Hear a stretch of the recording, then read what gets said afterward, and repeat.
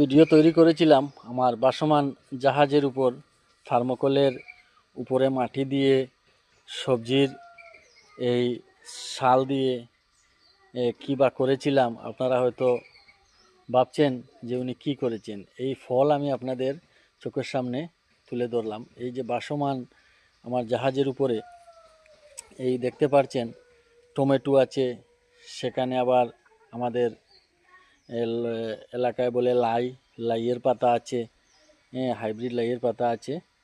এর মধ্যে আছে আবার এই ওলকপি।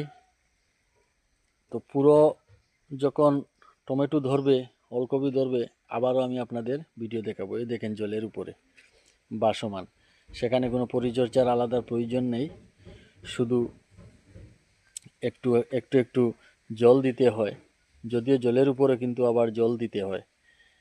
এই দেখেন, এই যে টমেটোর গাছ আছে, যা ধরবে একটি ছোটো পরিবারের জন্য এই টমেটোগুলোই যথেষ্ট থাকবে।